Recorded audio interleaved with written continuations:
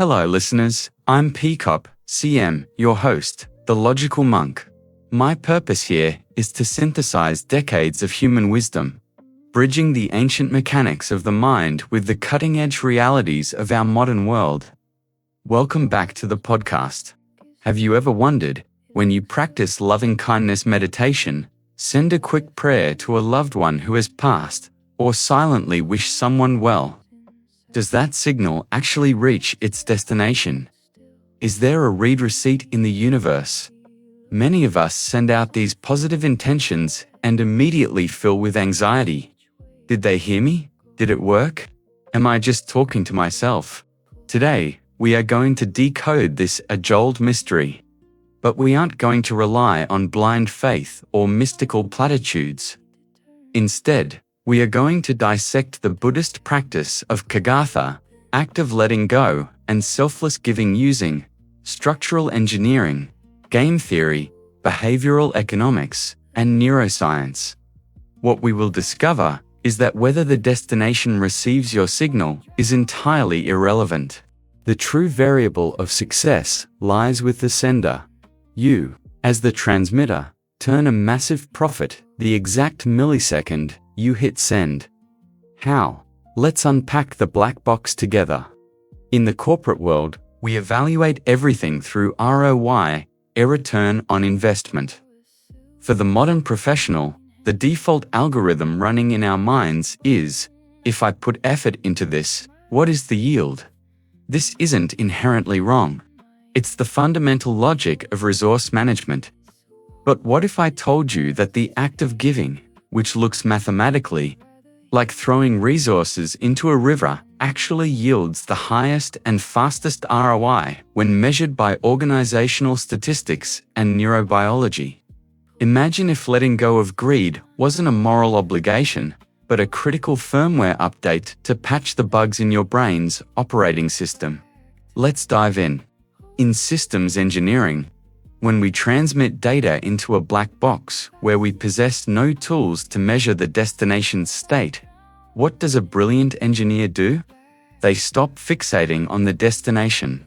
Instead, they monitor the output reflecting back on the transmitter.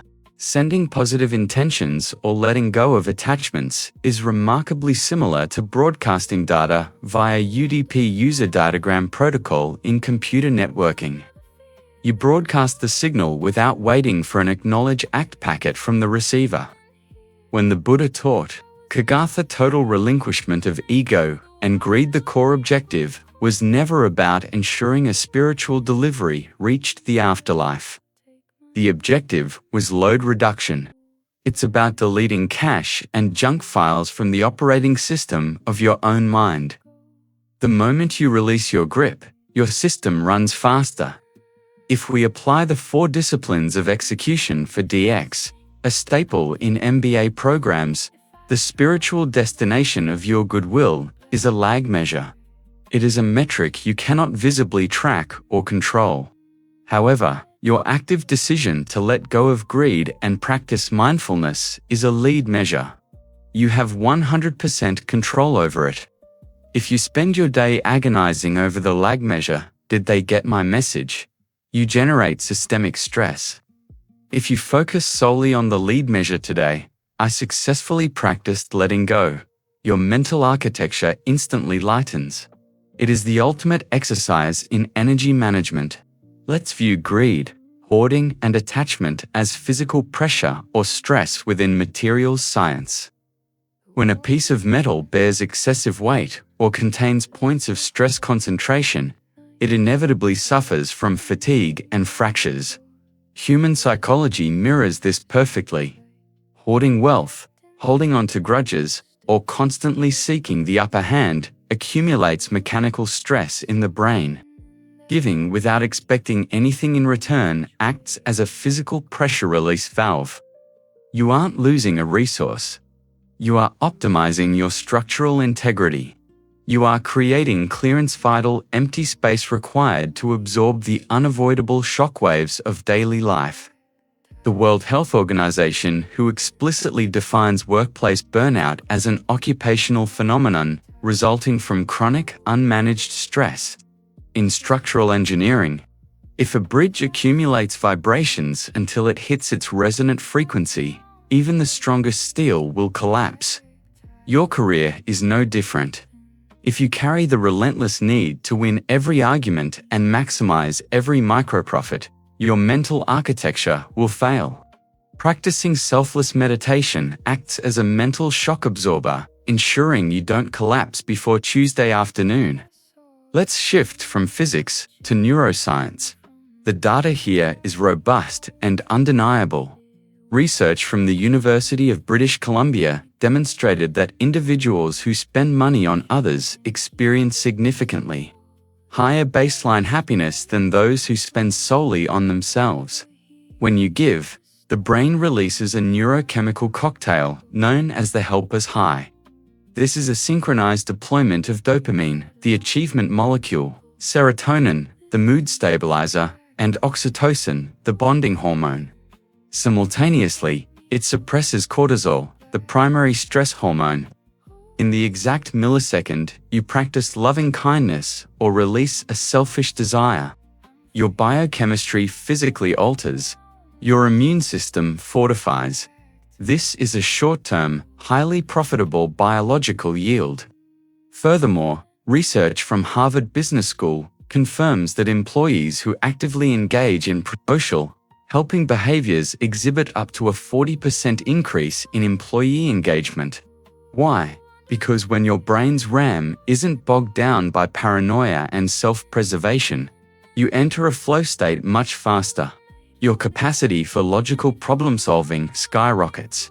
Letting go of greed is quite literally clearing your mental cache so you can run the complex algorithms required for career success. In business administration, we obsess over the sunk cost fallacy. Greed and ego are the ultimate sunk costs. The more you hoard things you don't need, the higher your opportunity cost becomes, blinding you to new innovations. Selfish individuals are trapped in a zero-sum game mentality. The flawed logic that for me to win, you must lose. Meditation and the practice of genuine giving retrain the brain for positivism games, or win-win scenarios. When you train your mind to relinquish petty attachments, you become a lethal asset in the boardroom. You stop blowing massive long-term deals over trivial, short-term ego trips. Take the classic case study of Blockbuster Video. They clung desperately to late-fees manifestation of short-term corporate greed, blind to the macro trends. Netflix, conversely, gave customers freedom through a subscription model, sacrificing those petty fees to capture global loyalty. When you stop nickel-and-diming your colleagues for credit and start creating value for the ecosystem, your personal brand value scales exponentially. So, your mental firmware is updated, and your neurochemistry is optimized. What happens to the people around you? Science points us to mirror neurons. These are brain cells that automatically mimic the emotional states of those in our vicinity. If you are vibrating with greed and stress, you act as a localized radiation leak. But if you have mastered the art of Caga letting go, you radiate high empathy. Your team, your spouse, and your subordinates will subconsciously feel safe in your presence. Office politics diminish because the threat of exploitation is neutralized. This is the network effect of mindfulness, playing out in real time. Look at Google's famous Project Aristotle. They spent years analyzing their highest performing teams. The number one defining variable wasn't raw IQ, it was psychological safety. An executive who isn't hoarding information, who shares credit freely, creates a psychologically safe ecosystem. Innovation thrives exclusively in these environments. If we scale this up to the macro level of a corporate supply chain, what is the monetary value of a workforce that doesn't operate on greed? The answer is a massive reduction in transaction costs. Organizations plagued by selfish actors bleed capital. They have too hire auditors, draft draconian compliance policies, and waste thousands of man-hours resolving internal disputes. However, When an organization operates on the Buddhist principle of selfless goodwill, it transitions into a trust-based ecosystem. Imagine a procurement team negotiating across global branches. If there is total transparency and zero hoarding of data, creating the bill of quantities box takes a fraction of the time. You eliminate the friction of paranoia. Hitting an 80% efficiency target becomes effortless because everyone is actively working to reduce the systemic drag coefficient. In evolutionary biology and behavioral economics, there is a concept called reciprocal altruism. Societies that cooperate outlast those that cannibalize themselves. If you live in a society where everyone is trying to extract maximum value from everyone else, the baseline cost of living is terrifyingly high. You have to guard your wallet, your ideas, and your back. But every time you practice giving, you inject a new data point of trust into the system. Once a society reaches a critical mass of these data points, it transforms into a high-trust society. This is perfectly modeled by the prisoner's dilemma in game theory. If everyone chooses to defect act selfishly, the system collapses, and everyone suffers the maximum penalty. If everyone chooses to cooperate, give, the collective yield is optimized. Look at the data from the World Happiness Report. The Nordic countries consistently rank at the top. They possess incredibly high indices of social trust and a cultural ethos of looking out for the collective. Consequently, their GDP per capita and quality of life are peerless. Letting go of personal greed is an investment in the socio-economic infrastructure that will ultimately protect your descendants. At the macroeconomic level, the consequences of unchecked desire are devastating. Collapsing infrastructure, crippling inflation, and systemic corruption all share the same root cause. A minority of individuals who possess a software glitch where they cannot compute the concept of enough. Practicing selfless giving isn't just a quaint religious tradition. It is a biological and cultural vaccine against corruption. If a nation's leaders value the optimization of resources for the collective over the hoarding of resources for the individual, you achieve genuine sustainable development. Look at Patagonia, the outdoor apparel giant. The founder recently transferred his absolute ownership of a multi-billion-dollar empire to a trust dedicated to fighting climate change. In a primitive, greedy mindset, he lost everything. In reality, he secured an impenetrable fortress of global brand loyalty. Sales surged. When apex-level greed is destroyed, it is replaced by the most powerful defensive moat an entity can possess. Let us bring this back to the absolute fundamentals of physics. Sir Isaac Newton's third law of motion dictates that for every action, there is an equal and opposite reaction. F_action equals F_reaction. The algorithm of karma functions on this exact, irrefutable equation. The moment you initiate the action of giving, the moment you actively sever the psychological cord of greed, the reaction is instantaneous. You do not need to wait for the afterlife. The reaction occurs inside your own consciousness. Your stress drops, your clarity sharpens. In automated control systems, we rely on feedback loops. When you input the data of goodwill into your neural network, your subconscious immediately generates a positive feedback loop.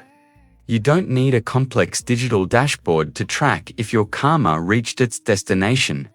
The ultimate metric of success is the immediate, unburdened clarity you feel in that very second. It is a flawless algorithm written into the fabric of human nature, requiring no artificial intelligence to execute. The conclusion here is elegantly simple. Sending out positive intentions, dedicating merit, or letting go of your ego is not about transferring metaphysical currency across dimensions and hoping for a receipt. It is a firmware upgrade for your own mind. Every time you give, you become a more optimized human being. You become a sharper executive, a more empathetic colleague, and a highly efficient gear in the machinery of society. You lose your greed, but quite frankly, you gain the world. I challenge you to run a beta test on yourself this week. Look at your master timeline and carve out a tiny window to give without expectation. It could be sharing a piece of crucial data with a rival colleague, letting go of a frustrating commute, or simply forgiving yourself for a mistake. Observe the metrics. Watch how your efficiency, your flow state, and your baseline happiness spike. The ROI of letting go is, mathematically speaking, incalculable. Thank you for tuning in and decoding the mechanics of a life well lived. Keep optimizing your systems, and I will see you in the next episode. The water's black as tar, it licks the hole at night.